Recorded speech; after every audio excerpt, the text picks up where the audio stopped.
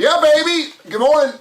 It is a Thursday. That means it is time for the Kurre and Klapow show. Dr. Josh Klapow will join me here in just a few minutes. We do this live every Thursday, and it works out real well because we do our show here on Facebook. You can, of course, listen to all of our podcasts through the Tony Kurre Radio podcast platform on Spotify. Go to Spotify and search Tony Kurre Radio. That's Kurre with a K. And we have over 100 episodes of all of our great shows that you can hear live on Tony Kurre Radio, which is the Tony Kurre Radio app. Everything's Tony Kurre. Just pull up Tony Kurre Radio and you'll find whatever you're looking for. Download the Tony Kurre Radio app. You get to Dark Side of the Pooch with Dr. Rab Stewart on Mondays. It runs noon and 8. And again, our podcast on Spotify. You get Adapt or Perish with Alex Hublin and Dr. Josh Klapow from Adaptogen. They do a fantastic show on mainframe stuff and everything else. It's incredible. It runs at noon and 8 on Tuesday. And again, you can go to Spotify and listen to any of the previous episodes. There's over 20 episodes there. On Wednesdays, last night, man, Kai Gregory reached out to me. Fantastic show. It was all blues songs from AC/DC. It was unbelievable. We'll do a live wire Wednesday show every Wednesday night at 8 o'clock. We do that live. Last week, we did songs with gunfire. We did every song. There's like 1 million songs that AC/DC has written that have firepower. Everything from those about the rock to just shooting everything else. Shoot the Thrill was fantastic. Last night we did all blues songs brought to you by Southern Precision Staffing for all your staffing needs.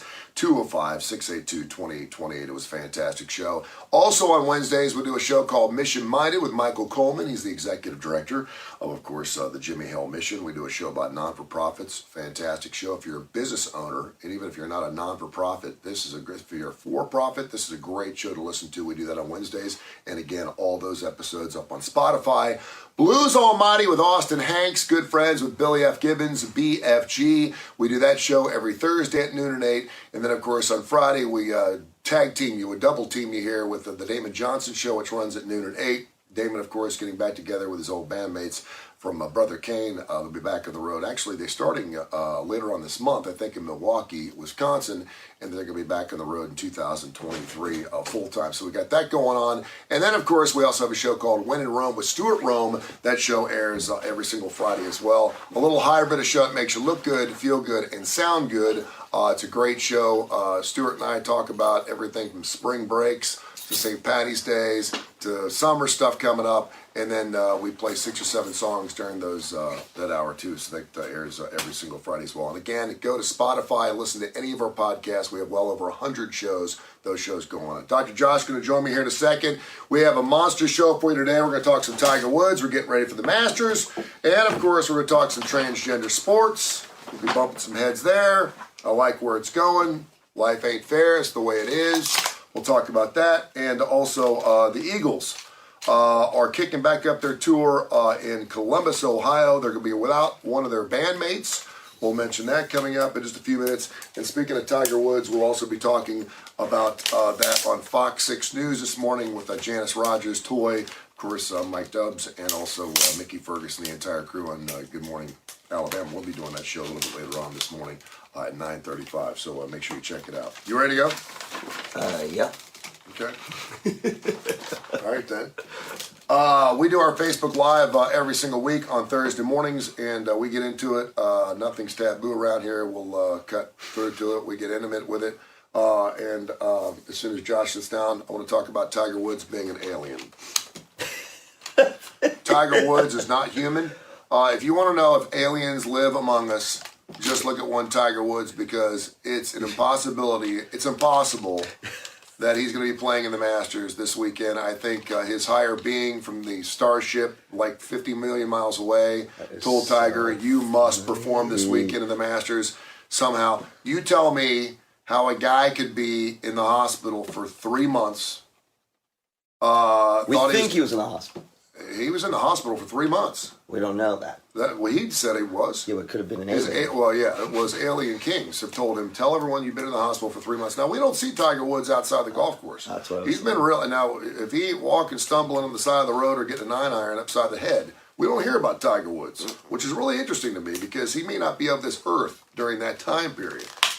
He may have gone on a spaceship, gone up there, and they fixed him up, and they came back and said, you know, act like you're having a hard time walking, talk about maybe being crippled for the rest of your life, and then we'll fix you up a week before the Masters. It's incredible. You're talking about a guy who has had 5 back surgeries. Anybody out there had a back surgery? I've got lower back problems. I've got them right now. I broke my back about 10 years ago.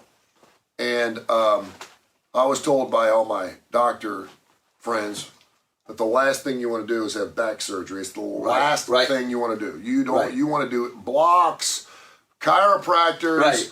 You want to do everything you possibly can, but a back surgery is the last thing you want to do because that's it. Because if it don't work, you're done. Well, unless you have 5. He's had 5 of those. He's also had 5 surgeries on his legs. Incredible. Including his knees.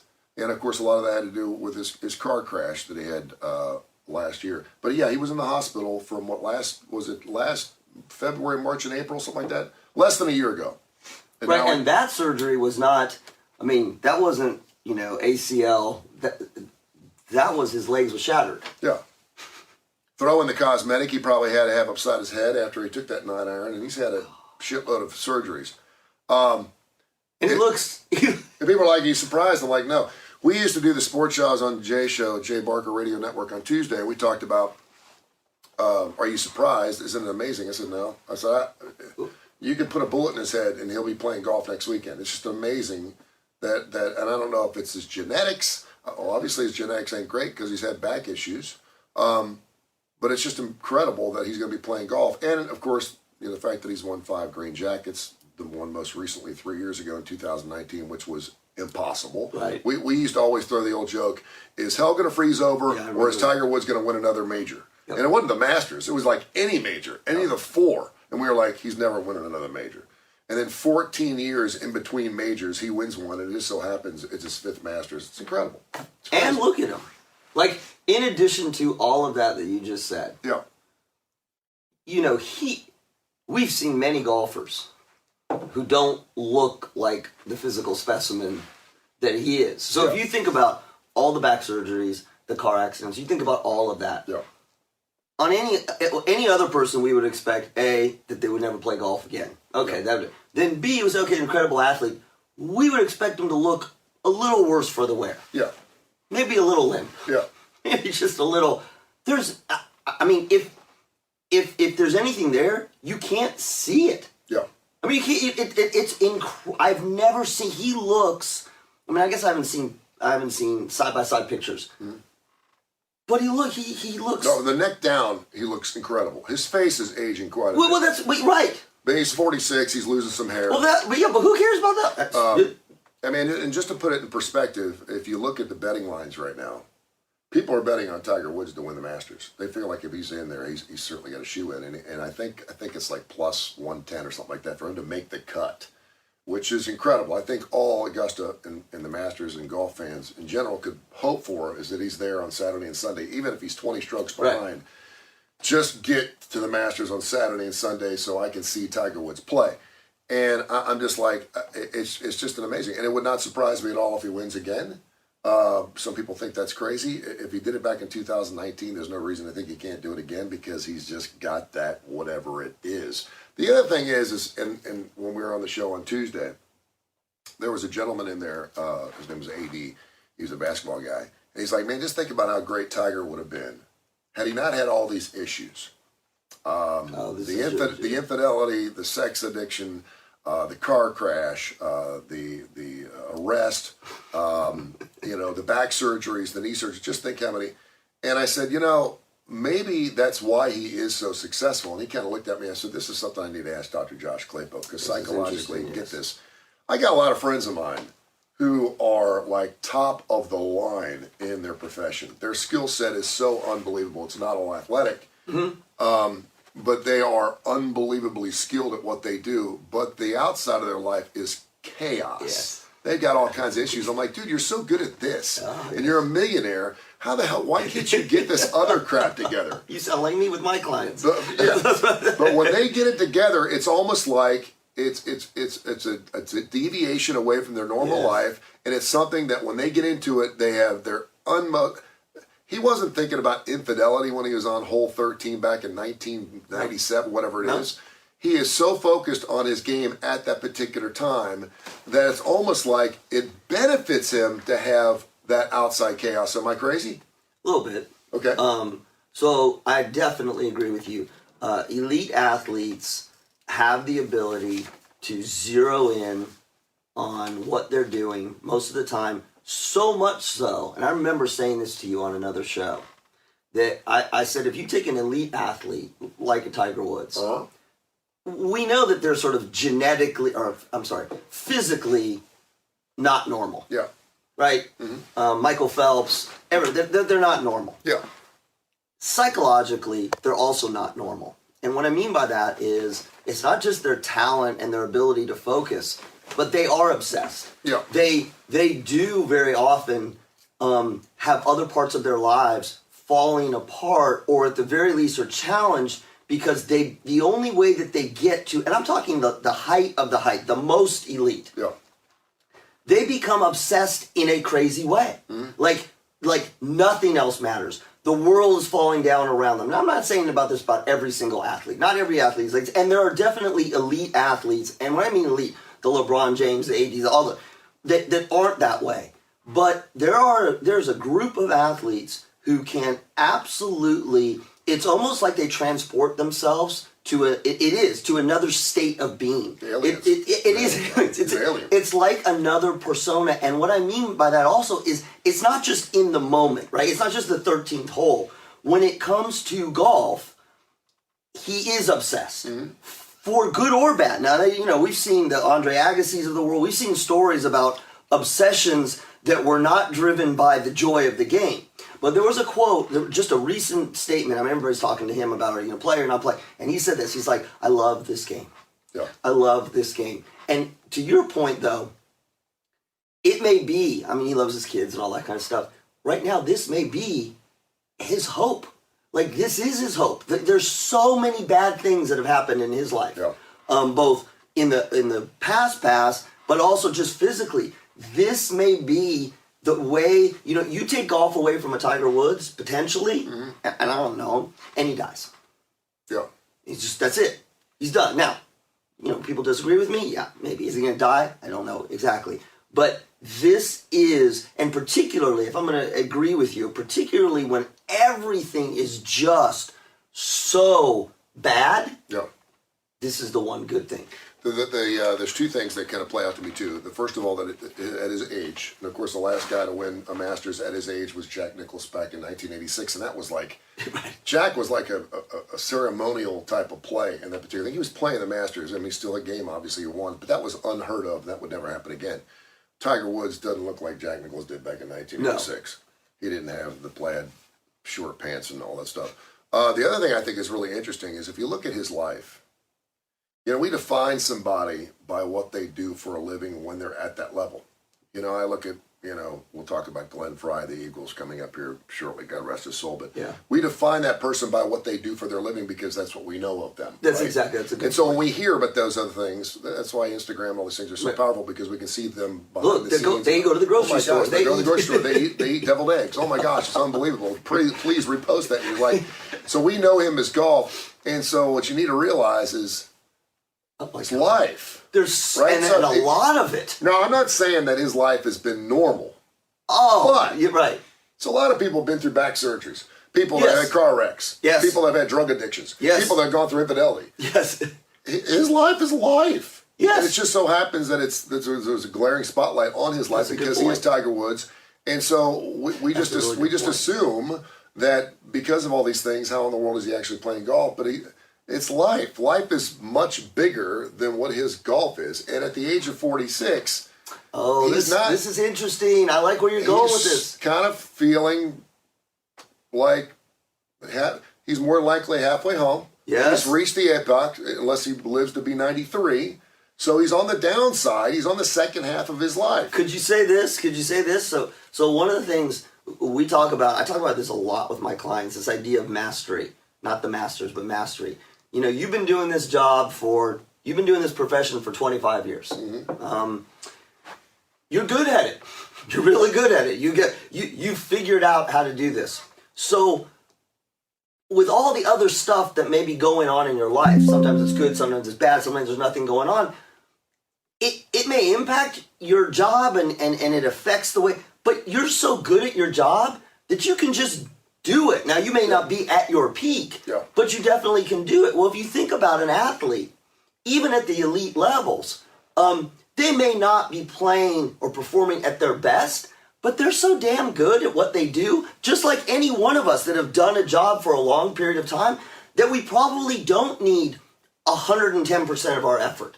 That we don't have to be at the peak of everything. I'll use you as an example. You can come on air, you're always prepared, and you're always, I know. That's right, yeah. But, if you've had a bad night, you didn't sleep too well, you got stuff going on with your kids, all that kind of stuff. You can come on air, and the majority of the population is going to have absolutely no idea that you're not at the peak of your game on that day. True. You won't look, no, in fact, nobody will know. You'll know. But a lot of that comes because when we master a skill, we don't have to put all of our effort into it. And people are like, oh, well, you can't do it. How do we elite athletes do it? Because they're damn good. They do not have to do 100%. We've seen athletes play injured. Tiger Woods is a great example. He is not 100%.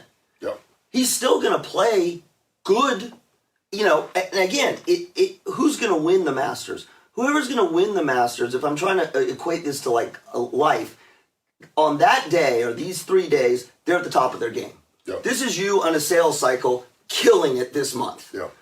But the month before you did fine, you just didn't do the best. That's mastery. Yeah. And it's, the thing is, a lot of times people will feel guilty about it. Oh my God, I'm not putting in enough effort.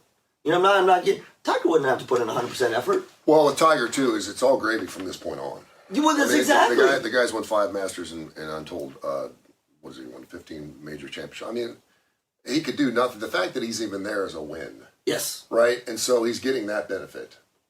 It's funny because, you got all he's 46 years old. He won his first Masters when he was in college. Oh, I thought you say like 12. Right? Yeah.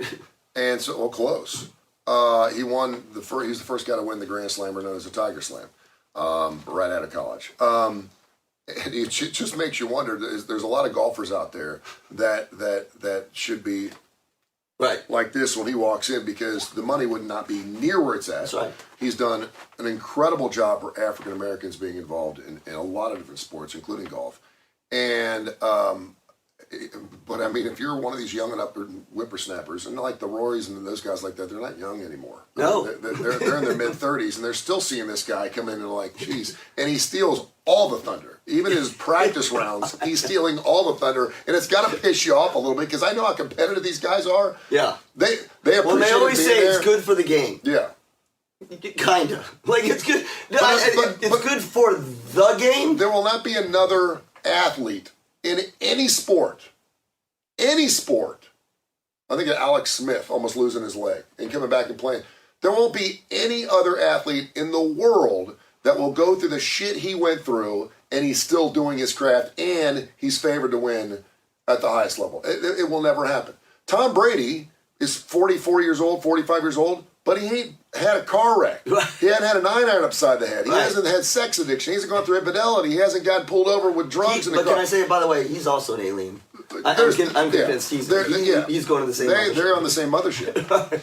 Yeah, they're the same age. They probably came from the same alien womb, the same whatever it is. You think? Jabba the Hutt looking thing probably gave birth to both Tom Brady, and they probably said, listen, we already know what's going to happen here. One of you is going to have a really hard time, but you're both going to be super successful, but one's going to have a tough road. This sounds like biblical. There's no one that can be through everything that Tiger Woods has been through and be on top of the game, not from an athletic situation. If you're the president of IBM or whatever, sure, you use your brain. Your brain's good till you're 65. You can get after it.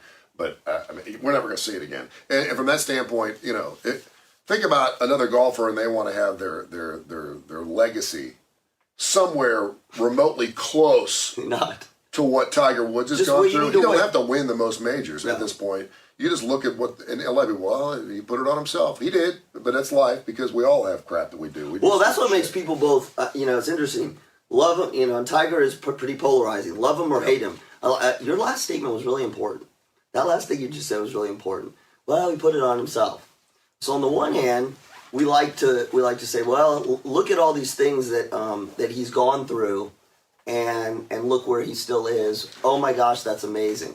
The other thing is, the other side of it is, there's a ton of envy. look at all this crap. Yeah. See, it's different. If things had happened, well, and this is hard to say, but if things had happened to him only, we would go, look, he's overcome the most adversity. He is our hero. We would prop him up a little higher. Now we're like, now there's a, Because pretty much everything bad that's happened to Tiger Woods has been on him. You're right. But yes. we like that because... No, we don't. But see, that's what I mean. So I think there's more jealousy. Because it's almost as if, given all these things you've done wrong, you shouldn't be here. Yeah. You shouldn't be here. Now, I'm going to just complicate it just a little bit, because this is where it gets psychologically confusing. Well, how did he get to the point where he did all these things wrong? This is where your upbringing. Life. Yeah. Well, and upbringing. He had a strange life. I've told you this. Celebrities, child prodigies in anything. He was on Johnny Carson when he was...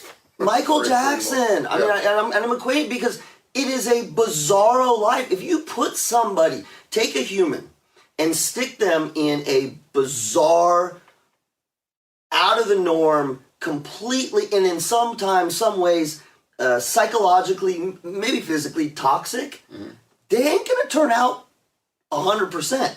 Like, we all got our problems, we all got our traumas, but very few of us have the abnormal life that a Tiger Woods does. You know what's really interesting too? We talked about this yesterday.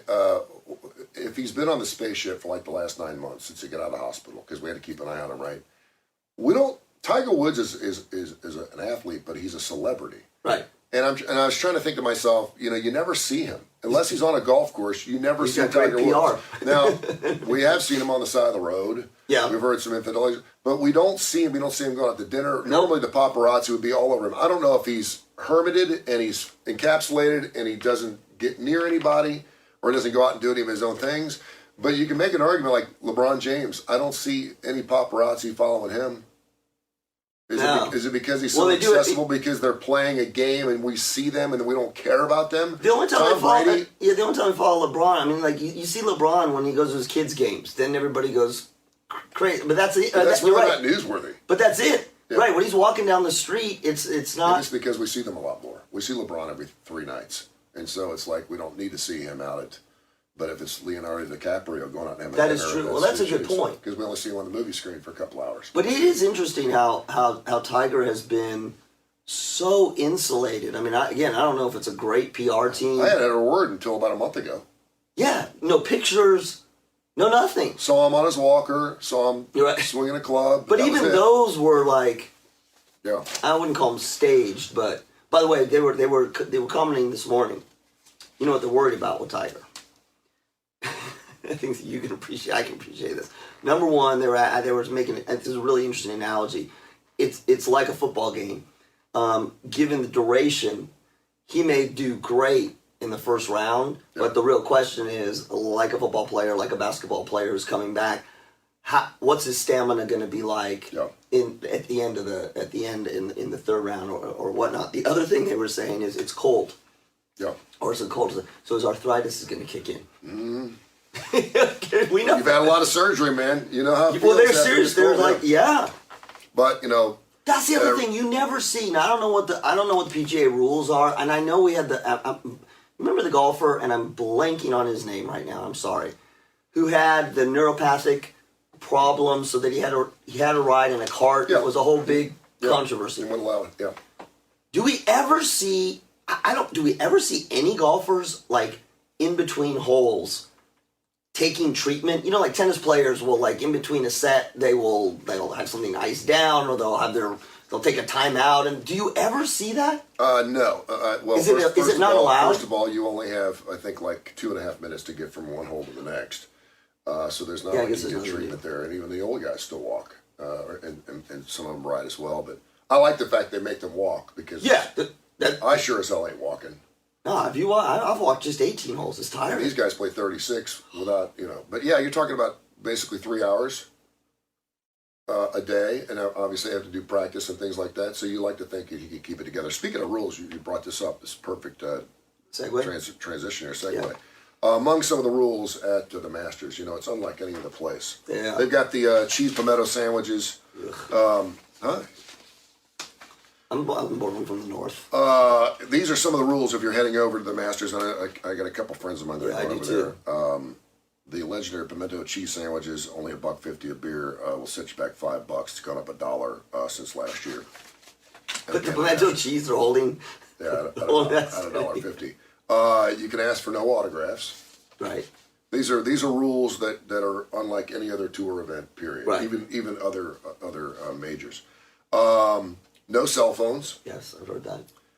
No cameras. Nope. No beepers. Do those still exist? Beepers. Nobody has a beeper. It says, should you be visiting from the year 1992? Well, if you're an alien.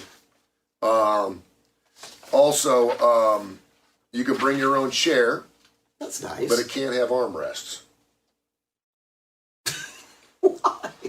And Why? these are strict rules. Yeah, but why? Does it because say? it takes up too much room. Okay. I thought they were just being random. No, you can bring a chair, but it cannot have armrest. It doesn't take up that much room. You want to watch with your young child? No problem, but no strollers. Carry that child. Make his ass You got walk. a 3-year-old dude. You want to talk about guys walking 18 holes? Imagine walking with a 3-year-old all day long. You're not bringing your 3-year-old. There are no signs. There are no coolers. No backpacks are tolerated. And by the way, if you get caught with any of these things, you're out of there. You are allowed to wear a fitness tracker, though, which might be useful to keep track of your heart rate as you work to not break any rules.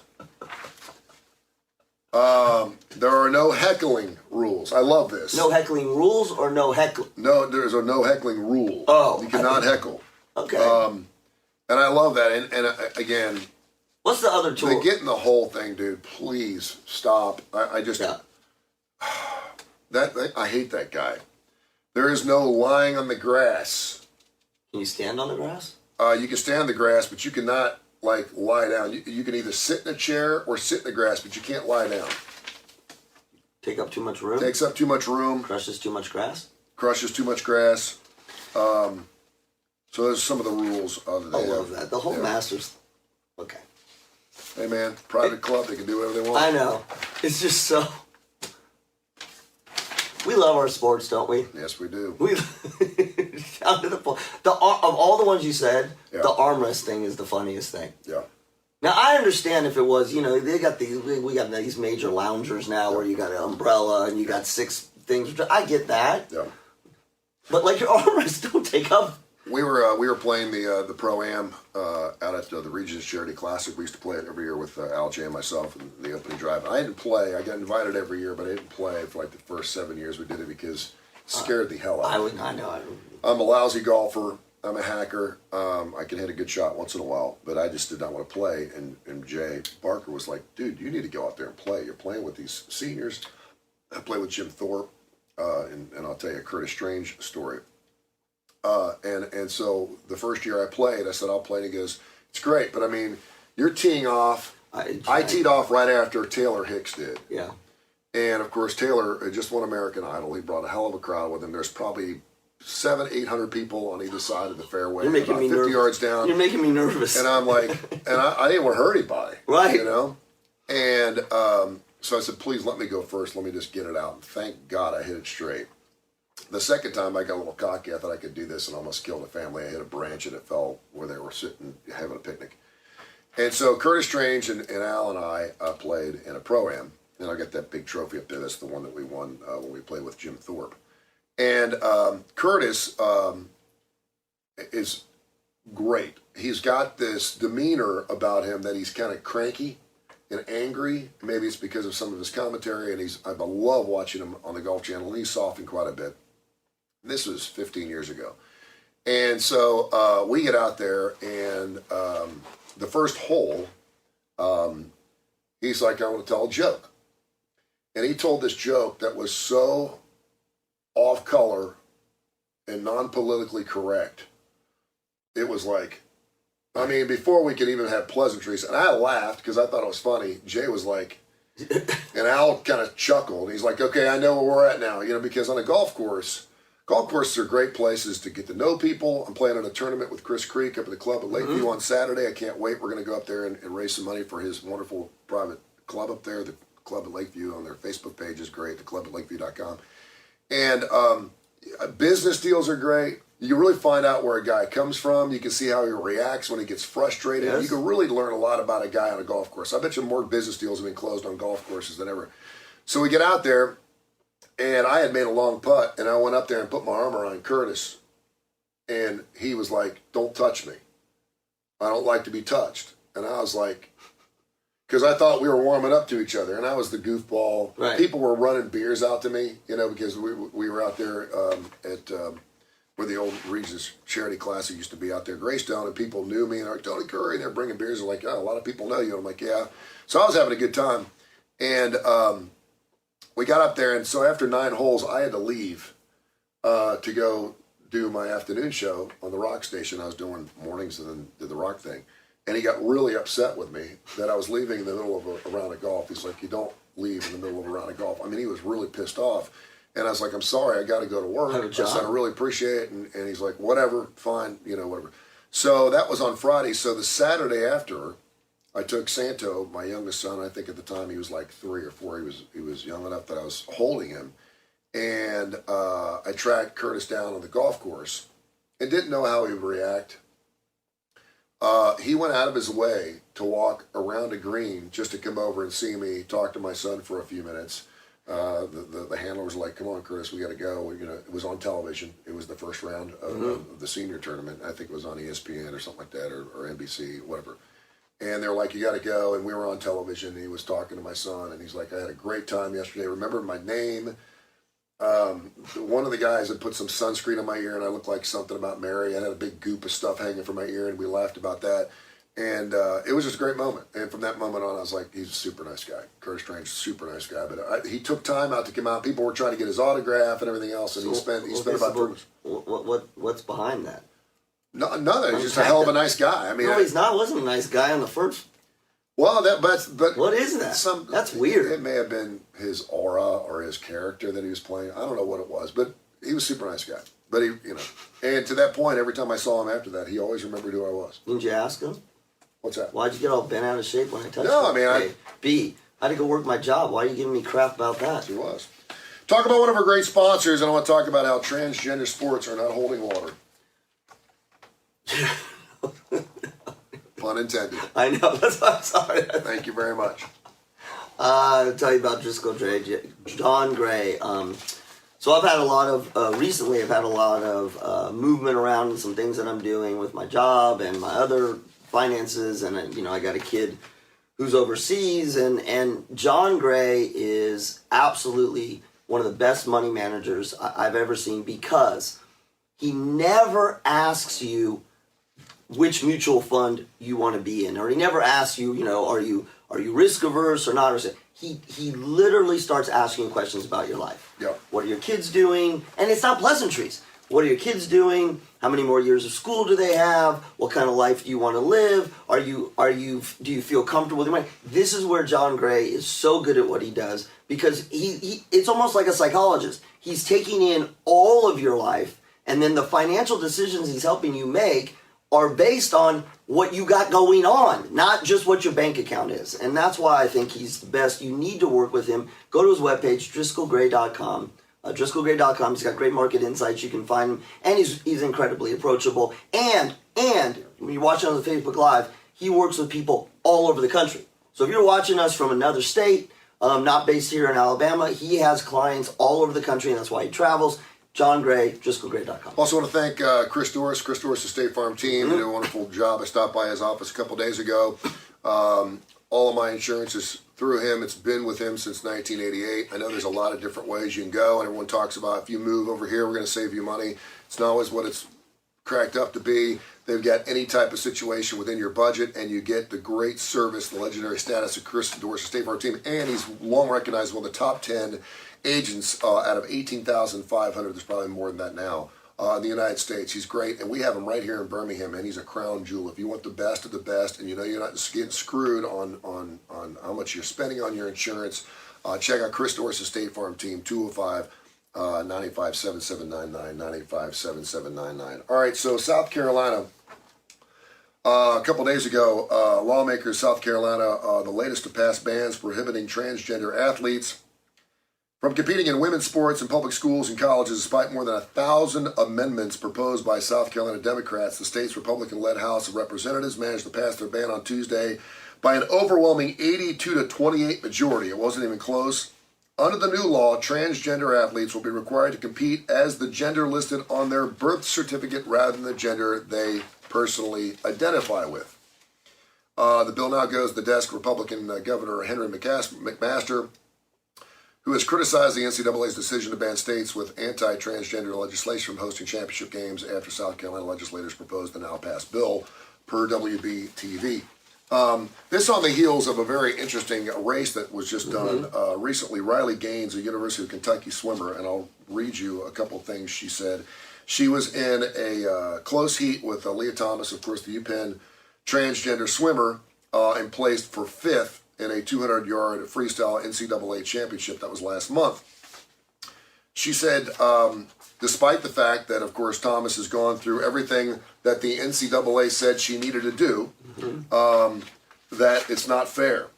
While Thomas was competing within the rules, she's completed a year of testosterone suppressants per NCAA guidelines. Gaines said she believes the governing body was handling everything extremely poorly.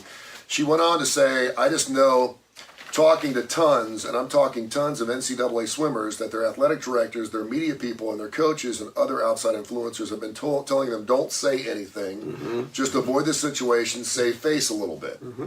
She said, but I'm just fortunate enough to have such an amazing support system here at the University of Kentucky, whether that be from the athletic director all the way down to my head coach.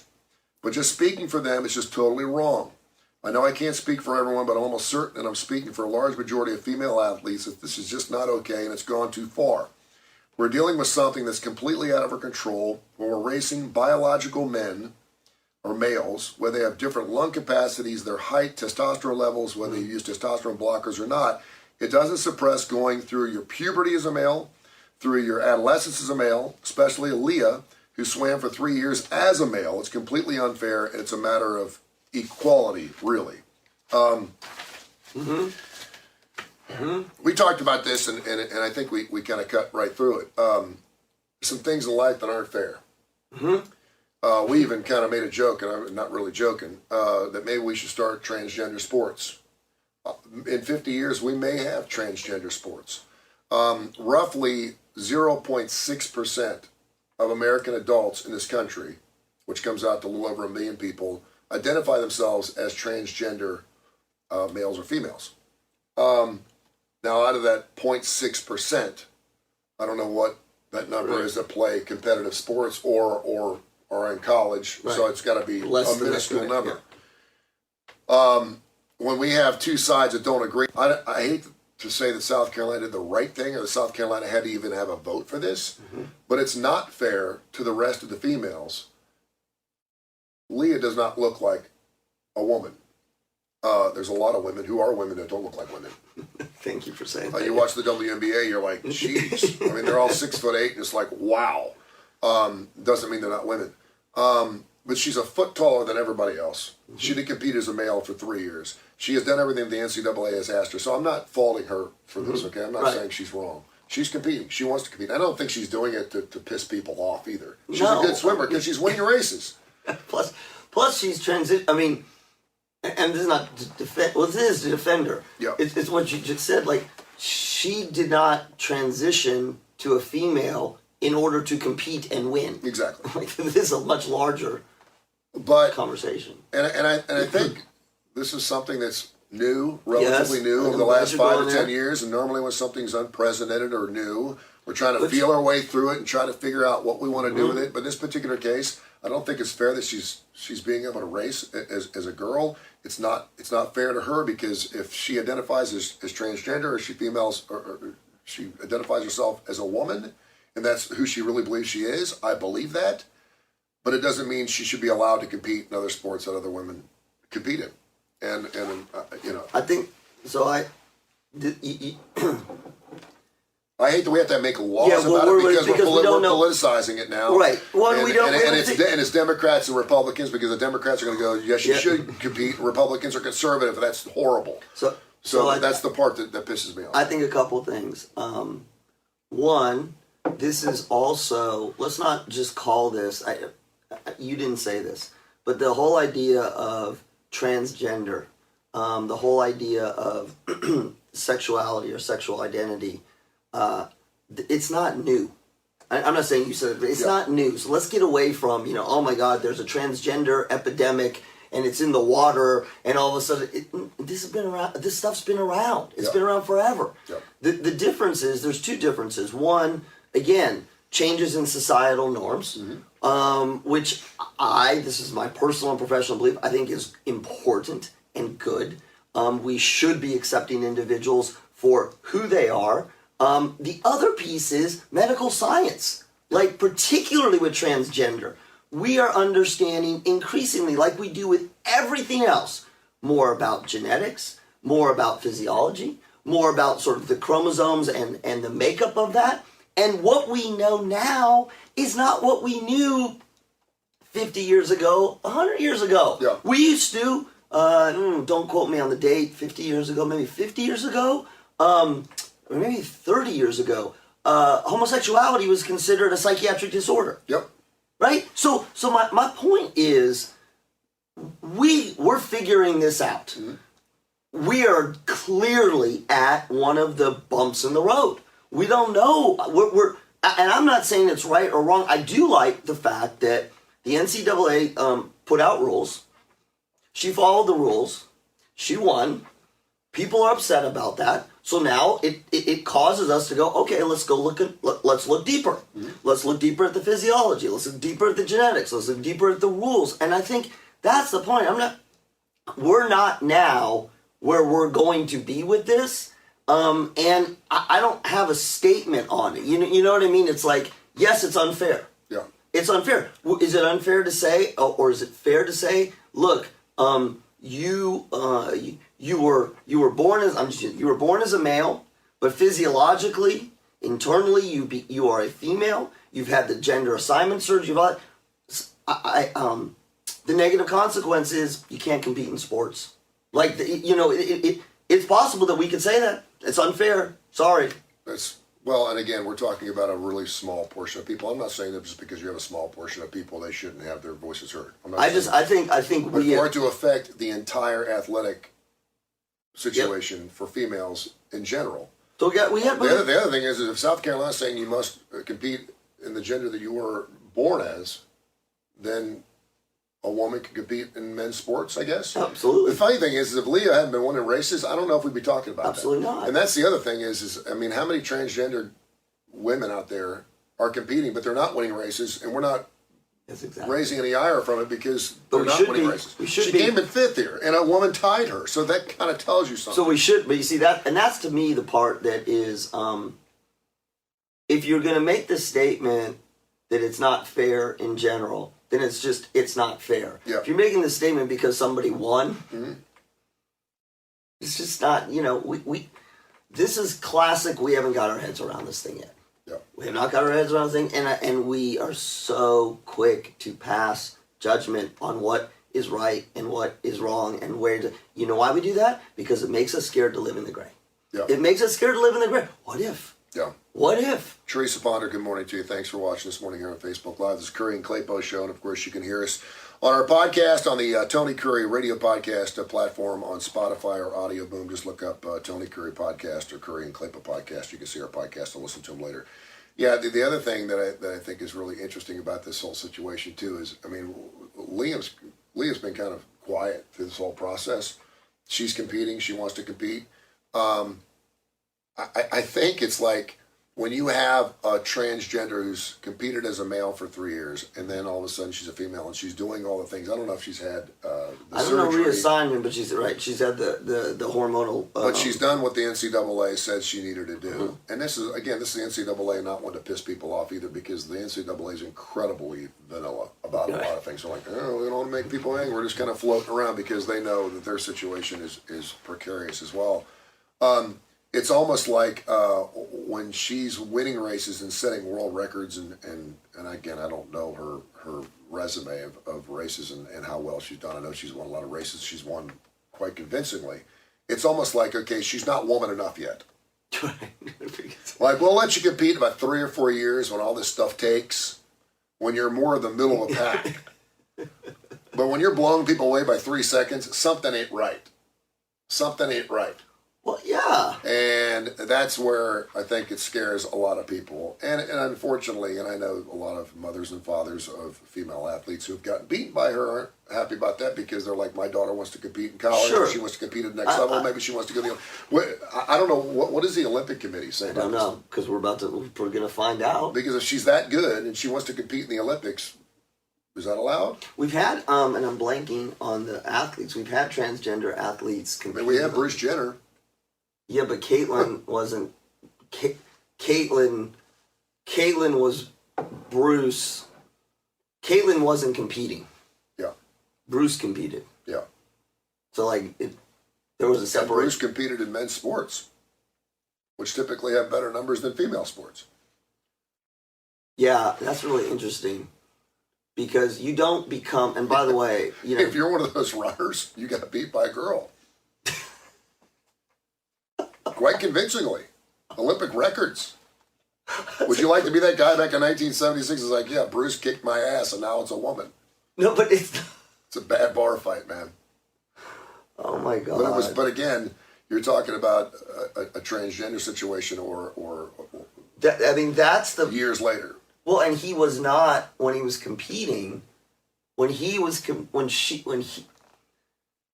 Bruce Jenner was competing, he was not competing in the process of gender reassignment. Yeah. He was a biological man competing as a biological man, recognizing that internally he was not a biological man. Yeah. I mean that. And look, this is, I get why people are having a super hard time with this. Mm-hmm. It is confusing. It is... and let me say this. I don't think it's because people are phobic. I don't think they're homophobic, transgender phobic. I don't think they believe in LGBT. I just think they think it's not fair. If I had a daughter that was competing against Leah every single week and she was getting her ass beat, it would bother me. Because my daughter's not on the same playing field with this gal, and that would bother me. So, and it doesn't mean that I don't believe in what they want to do. I'm not out there doing protest and all these other different things. But I mean, we want to pigeonhole those people going, obviously South Carolina is living in the Stone Age. No, they're not. They're just trying to make it fair for everybody. And you're talking about, again, a majority rules. You're talking about 50,000 females that don't think it's fair, and a very small portion of people saying, well, what am I supposed to do? I'm like, sometimes life ain't fair. Yeah. It's not fair. And you're like, I'm sorry, you can't compete. You cannot compete in this particular thing. Or you have to compete as a male. And I'd be interested to see her compete as a male. She may not want to do that. Is it fair to her? No. But I mean, no. We can't be fair to everybody. You can't. You can't be fair to everybody. It's probably one of the most interesting athletic dilemmas we've ever had. I'm trying to think. Because... if you think about when we separated based on race, mm-hmm. Did we ever say, well, it's not fair for, it's not fair for black athletes to compete because they have an advantage? Is that why we said, we didn't do it on that. No. And I think I'll bet you at some point, though, when Jackie Robinson came out, that we always knee-jerk make responses that are not cool because we're afraid we're losing power. Yeah, that's the only reason. We're afraid we're losing power. Sure, help them out. Let's do what we can to make them better. until they take my job, Which or better not get them out of my back sad. pocket. Yeah, or I don't want them living in my neighborhood. Sure, they can live around here, but not right next door to me. It speaks to we are super primitive. We are little tiny children who are trying to figure this stuff out, and you throw things at us that we don't understand, and we always do two things. One, we try to instantly make it make sense, because if it doesn't make sense, then the world doesn't make sense. Yeah. And there's some people who get stuck right there. It is right, it is wrong, it is this, it is that. Well, 95% of life doesn't work that way. 95% of, maybe even 98% of life. But then when it doesn't work that way, we keep trying to cram people into boxes to make it feel better to us, until which time it hangs around long enough that we adapt our pairs. We start adapting. Yeah. Okay, now I understand. And this is why we always tell people, look, before you make a judgment, seek to understand. Yeah. Seek to understand where this person... Stop making your judgments about what is right and what is wrong if you don't understand where they're coming from. If you don't understand their story, you can still make the judgment later. But that's our greatest flaw. It's how we got all messed up in COVID. It's how we get into wars. It's how, you name it. It's because what we do is we dig into our comfort zone. Mm-hmm. And our comfort zone rarely is grounded 100% in reality. Yeah. It's grounded in... Well, much of it's grounded in ignorance. Well, yeah, because to think otherwise would mean that our world isn't predictable, isn't what we think it is. And the most interesting, powerful people in the world, ultimately, are those who are able to be curious about other possibilities in the world. I was hesitating because I'm thinking about Putin. Yeah. He's probably not thinking about other possibilities in the world. But when you're able to do that, dude, life's a hell of a lot easier. Yeah. It is. It really is. I was watching a story on, it was like how it really happened. I think it's a CNN thing. And they were doing all classic rock artists the other day. They were doing, they did Tom Petty, and then I saw the one on Glenn Frey. And I had forgotten how Glenn Frey had died. I love Glenn Frey, founder of the Eagles. Yeah. Fantastic. Just found out this morning that Deacon Frey, who is his son, who has been playing in the band with Vince Gill to cover their bases, is now going out on his own. And he's been playing with the Eagles for about 4.5 years since his dad died. Leaving? He's going to go out and do his own thing, and the Eagles released something late last night saying, we're proud of him. Thanks for your 4.5 years of service. No one expected that Deacon was going to be able to sing or play like his dad. Right. He was 24 years old when he joined the band, right? A little Wolfgang Van Halen kind of feel there, but he was willing to play his dad's music, and it was great. And so he's going out and doing his own thing. And by the way, that's some awesome mentoring. It really is. And I had forgotten that Glenn had died of rheumatoid arthritis. No, he had cancer. No. His cause of death was rheumatoid arthritis. And... How can you die of rheumatoid arthritis? Well, I'm glad you bring that up. Thank you. You're a psychologist. Because I had remembered that, and there's still a lawsuit, by the way, by his widow with his doctors because she feels like he was not served as well. Now, like a lot of different things, one little thing, in this particular case, a pretty big thing, a rheumatoid arthritis, can put you in the hospital. And then obviously by being set out, it starts affecting other parts of your body. So when you have rheumatoid arthritis in certain joints in your body, and you're not using those bodies, then the rest of your body is not being used as well, and it's systematic. It starts to basically go into your entire body, and then it turns out to be pneumonia, and it ends up killing you. Pneumonia wasn't the cause, but rheumatoid I thought he died of cancer. No. You sure? I'm positive. Okay. He had a part of his large intestine taken out. Yes. He had all kinds of colitis. Yeah, he had all this different issues. Oh, did he have Crohn's disease? I'm not sure it was Crohn's disease. But it was really interesting. But again, his cause of death was, and you're like, you never heard of that. And I remember hearing about that because he died roughly right after they got off the road. And it's kind of like, dude, I just saw him a month ago. What happened? And what we didn't realize is he was going through a lot of pain. The road wore his ass out. It was very, very difficult. And I think he passed away at like the age of 67 or something like that. But the Eagles are still on the road. And they're going to be playing Columbus, Ohio, I think, April 19th. They're playing a couple dates up there. And I think it's interesting because, really, as long as Glenn Frey is gone and Don Henley's still in the band, we're okay. We're still okay. And I saw some post on Facebook for Black Jacket Symphony. They're going to be doing some big show where they're playing like all their favorite songs they've ever done over the last 20 years. It's a great organization, great band. And they're sold out. They're going to kill it. And I'm thinking in our time now where all these rock and rollers obviously are getting older, we want to go see them one last time. You know. That's terrible. Well, yeah. I know, it's right, but the way you just said it. But it's like I almost don't want to know who's in the band anymore. I mean, there's only one surviving member in Leonard Skinner, but they're still killing it, right? And they sound better than they ever have. And so I think it's really interesting because, we came from this, well, the lead singer's not in the band, I ain't going. Right. Well, Journey's still going. There's still bands without their lead singer or their songwriter. They're still getting after it. And so I'm thinking to myself, because it looks like the Eagles are just going to play out. Like they're just going to go. Yes. I think they're going to continue to play out. Until there's... And I'm thinking to myself, if Don Henley died... Oh, jeez. You can't. Would they still be able to go on? No. You'd have to get... I mean, you know what you were saying? Like, what member of the band would it take? Don Henley. Don Henley. But, I mean, name another band. Like, if you told me Steve Perry wasn't touring with Journey, I would... He's not, because they got a cover guy. Yeah, and he sounds better than Steve Perry. So here's what I was thinking, as you were talking about Black Jacket Symphony. Yeah. Who are just amazing. I mean, this is terrible. This is so morbid that I'm even going here. Let's go. Are we going to start having to recruit? You know, there's all the cover bands. Yeah. Right? There's all these cover bands out there they're doing their own...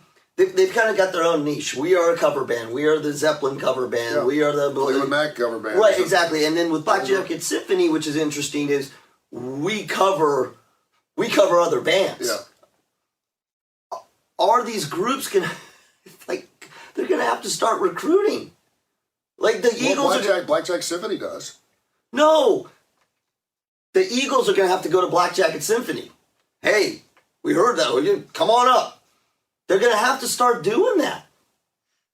Yeah. Is that what's going to happen? Is that the cover bands are going to get recruited up? I don't know if it's up, over, because you sound just like you sound good enough. First of all, is these cover bands are willing to play a lot more shows. They'll play year round because it's how they make their living. If I wanted to go, like AC/DC, I'm waiting for their tour information. I thought for sure I'd talked to the record label, and they said we'd hear something by the end of March, and here we are, April 7th, and we haven't heard anything. And if an AC/DC cover band came through town, I'd hope they'd be pretty good. They must be. If they're a cover band, they're coming to Birmingham, whatever. Right. I would go see them because I'm not sure if I want to be able to see the real AC/DC, right. And they may sound better. I hate to say it, and people are like, how the hell can you say that? Because they're 24, 25 years old. Because they're 24, 25. And they've studied everything that they've done. I mentioned I was in Tuscaloosa at a football game 15, 20 years ago, and the Platters, Smoke Gets in Your Eyes, was playing some bar in Tuscaloosa. I was like, dude. So I went in there, and it was 4 23-year-old black dudes with the same suits on, doing the same moves, and they had bought the name out of the Platters, and they were performing as the Platters. They were the new Platters. Yeah. But they had all the rights to all the music and everything else. I think they did. And they were great. And it took me, I felt like I was in some surreal X-Files, alienated kind of, like I was back in the 60s. Like everything was black and white, and I was like, what the hell's going on? But they were really good. I feel like there are certain bands, I was going to say there's a few, there are certain bands, you can rattle them off far better than me, that you can't replace everybody. Like, you know, so with Journey, we have a new lead singer. Yeah. As long as there's like one guy left, that was like the timepiece, like Neil Sean's still in the band. That's what I said. Kane's still in the band. Well, that's what I'm saying. So if you think about the Eagles, I think it's a really good example. So we lost Glenn Frey. We brought in his son. We got Vince Gill. Their type of music, everybody sings. Everybody plays every damn instrument for the most part. People are coming up and down and back and forth. They've got multiple hits with multiple band members on lead. Yeah. You know, so there's like, I don't know what the word is. There's more permutations and combinations. Okay, we're not going to play that song, but we're going to play more Henley songs. And Vince Gill will back up, etc. But you're right. It's kind of like at some point the Eagles, in my view, I actually talked to my wife about this the other day. I cried when Glenn Frey died. Yeah. When Don Henley goes, this is just a personal, like of all the bands, of all the music that I grew up with, that is the one that speaks to my heart the most. When that guy goes, you're going to see me crying. Because it's my whole childhood all the way up. Yeah. But yeah, I don't think the Eagles tour. I mean, look at the Stones. I was thinking about the groups that only have 3. Yeah. You know, when Mick Jagger goes, what are you going to do? You're not going to have a. What are you going to do? See, but they're so old at this point in their upper 70s that I think they've toured extensively. You know, a lot more than we ever thought over the last 15, 20 years that I think will be good with, you may have a Rolling Stones cover band. I'm sure there's a Rolling Stones cover band. It's certainly not going to be. The thing about the Rolling Stones, though, is it's such a huge event. Yes. You can't have cover bands with big, giant blow-ups and flyovers and everything else. Fleetwood Mac's done a great job. I mean, they've had tours without Stevie Nicks. They've done tours without Lindsey Buckingham. That's true. Half the time you go to the show and you're like, is she even here? But they sound fantastic. But as long as Mick Fleetwood's back there rapping the skins, you're like, that's good. I think the Eagles, I can't think of a classic rock band now who's intact. I just wonder what the Eagles are going to sound like in 40 years. Well, 40, yeah, they'll all be dead. I mean, if they're continually, they brought in Deacon, he's gone. If they're going to have to bring somebody else in, right? No, you know what They brought in, they got rid of Randy Meisner, they brought in Don Felder and Joe You know Walsh, what it is? and they keep bringing guys in. So this is interesting. Now we have sports parallel. If they're a franchise, they're the Celtics. Mm-hmm. They're the Lakers. Yeah. We don't expect all of them to be there forever. No. We just need to keep recruiting and finding the next one. No, I remember the Phoenix Suns when Charles Barkley played for them. Right now they're killing it. They're the best team in basketball. Interesting. Well, then the other question becomes, do the Eagles or any of these bands who are still intact morph into a different style of music? Not dramatically different. Again, if we're going to use sports analogy, right? So depending on the sports, depending on the team, well, Belichick's a great example. The Patriots. How much have they Alabama football? Mm-hmm. We run. Oh look, now we're doing a hurry up offense. Yeah. And over a certain period of time, we're like, oh yeah, that's how they've adapted. The difference with sports, though, is sports never ends. Alabama football will be here for 300 more years. But why couldn't you? It won't. I mean, it's been around for 100 years. No. I'm saying what you do, change it. Start having recruiting. G League Eagles. Yeah. That's beyond You me. Could. Yeah. Something we are going to change. Look at you. Look at I just ruined your world. I know. Classic rock would live forever. By the way, today's opening day. I know you hate baseball. I love baseball. God, why? I should take this back. I do not hate baseball. I have nothing against baseball. Yeah. It does nothing. You know what baseball is to me? Yeah. I'm going to just get slammed for this. Baseball is to me what soccer is to you. I don't mind soccer. Well, I don't mind baseball. Yeah. I don't mind. I enjoy going to a game. Yeah. I don't really like it's boring. Yeah. It's boring. I love the highlights. Yeah. Highlights are awesome. Yeah. It's too long, too boring, and I have a dear friend of mine who I grew up with who's a baseball fanatic, and I've said to him, I'm like, I hate it. He's like, because you don't think about baseball the right way. And I'm like, well, they stand out there and they hit the ball, and they never hit the ball, and if you hit the ball 30% of the time, it's awesome. And and he's like, it's strategy. It's all strategy. It's all you have to think about. The pitch. I'm like, okay, I will give you that. Like, I will give it. When you go to a game and you go watch a game, he's a Phillies fan. Like, you go watch a game and you're thinking about, which pitch and which thing, and that's all great. But that, for me, that's like watching a chess match. Yep. It's all strategy. Yeah. I do have a question for you about the stealing of the signs thing, because yes. I have a. They just okayed a new device to do that. Okay, so I don't understand this. I really don't understand this. Help me here, because I'm a baseball idiot. Yeah. What is, if you are not committing, like if you see somebody on the other team throwing a sign, mm-hmm. and you figure out what it is, yes, and you don't have okay. So that's okay. Sure it is. What is not okay? You have a lot of guys standing on second base stealing the signs of the catcher and letting the batter know what the next pitch is coming. So what's not okay? Can't use any video. You can't use video types of things, and then like we get into the whole Houston Astros things. You can't use video to do that. You steal signs. That's why you see coaches holding their play sheets up to their mouth so you can't read the words. But why can't you use video? You can't use secret video, but couldn't you use your video in a game? No, you can't use any video to steal signs. Well, but how do you can't use a technology. You can read lips. You can see their signs. I mean, we're still primitive, right? We're still go where the third base coach is touching his face and doing all those things. You can steal those all you want because you're smart enough to figure it out and do it. What about in a replay? Huh? What about in a, again, if you're studying tape and you figure out the signs because you're watching the game. You can watch tape all you want and try to figure it out, but you cannot use tape during a game to steal the signs during a particular game. Football, we're recording the games. Yeah. Yeah, you can sit there and obviously you're watching how a team's offensive plays, and they have a tendency to do this. Right. It's not stealing signs, it's just being smart. No, but when they do this, if we look would that be like having the headsets of your opposing quarterback? Okay, well that you can't have. So what is stealing signs? I mean, it's stealing their plays. Okay. Or having their play sheet. You can't do that. Now, if they leave their play sheet in your locker room and you know it, it's okay. You left it there, then I can Do use we it. have that in any other sport? I mean, football, I guess. That's why baseball is strategy. Stupid.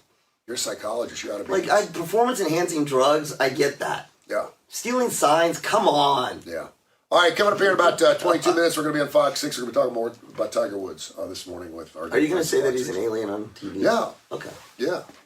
It's impossible. You can't I have think 5 knee surgeries and 5 back surgeries and be competing for the Masters. If he wins, the aliens have won. Do you really think? Let me ask you this. Do you think he'll win? No. Yeah. I think he'll compete. I think he'll make the cut. Yeah, I think he'll get tired. But if he makes a cut, I think it's a win for him. Obviously, he doesn't think it's going to win. But I do want to know what's going on. Whatever happened to sex addiction? Whatever happened to that? Listen, I can speak first and foremost on this. Relapse is part of the process. The stock market never goes like this. It goes like this, right? Yeah. That's why it takes the average smoker takes 9 relapses to finally kick the average He's got that smoker. managed. It's not fixed. He's got that managed. Really? We don't know what he's doing. We don't know what. Look, Who's he with right now? I don't know. Maybe he's not. He's a dad. He's playing with his son. So if you don't want to drink, you just keep all the beer out of the house. So you're just saying he keeps tail out of the house so he doesn't have to deal with it? Yeah, or he's learned how to manage it. So that it's... That kind of went by the wayside, right? Didn't he go Well, but that's why he's an alien, or he's either an alien or he has the most incredible PR team we've ever seen ever. And see, that's the hard thing to understand here. We can talk about this on Fox 6 this morning. If you are so disciplined in your skill enough to go through 10 different surgeries and still compete at the highest level, then how can you not be disciplined in every other aspect of your life? Oh, no, it's exactly the opposite. Yeah. Because you've squeezed it so tight. That you just have to let it go. It's like an escape. So what's the escape? Is the escape the undisciplined life, or is the escape the disciplined life? No, Because I think Tiger Woods goes to golf as an escape because he's so good at it. It's like, this is what I know. This is what I can do. It's I know I've safe. done it. Yeah. Yeah. Where the rest of his life is like... Well, it's a mess. Yeah. His safe world is on the course. Yeah. I think that's for a lot of athletes. I think for a lot of athletes, it's what we were talking about in the beginning. For a lot of athletes, like, this is what I know. This is what I'm good at. This is what I can control. And this is why you see the rest of their lives, not all athletes, but a lot of times is challenging. Yeah. Because I can't raise my kids the way I can control the golf course. Yeah. My relationship with my spouse, it doesn't work the way my basketball game works. And the other thing about golf, unlike any other sport, is it's you against the golf course. Well, but When you're a golfer, you're not playing other golfers. You're playing the golf course. If you shoot a 66 every night, you're going to win. Yeah, but they've talked about infamous Tiger Woods, like, I don't know what you call it. It's like golf talking trash. Yeah. He stands over you. Like, he does all kinds of stuff. Yeah, but I mean, people could do that to him too. But he doesn't let that affect him. He's playing the golf course. Every golfer will tell you that. I'm not playing DeChambeau. I'm not playing those guys. I'm playing the golf course. If I can beat the golf course, then I can win tournaments. Except when Tiger Woods is playing with you. Yeah, if you're at the final portion and Tiger Woods is standing over you. That's exactly what I'm saying. Exactly. That's exactly what I'm saying. All right, talk about that on Fox 6. That was good. We could just replay that at 9:35 this morning. We'll be live on Fox 6. Make sure you download the Tony Kurre Radio app. We do classic rock 24 hours a day. You can also go to Spotify or wherever you get your favorite podcast. We have well over 100 different shows, everything from Blues Almighty, The Damon Johnson Show, When in Rome, Live Wire Wednesday, Mission Minded, Adapter Paris with Adapter Dentist Dr. Alex Subline and Dr. Josh Klapow, Dark Side of the Pooch on Mondays, the Classic Hip Hop Show, Tony Kurre Live, the Kurre and Klapow Show. They're all up on Spotify. Go listen to them, binge them, listen to them. They're great. Everything is wonderful on Spotify. Go listen to them. It's free. And you can listen to all of our shows. Just search Tony Kurre Radio. That's Kurre with a K, K-U-R-R-E, Tony Kurre Radio, and listen to all the stuff. And thanks for watching this morning on Facebook Live, on Fox 6 in about 17 or 18 minutes here on Tony Kurre Live.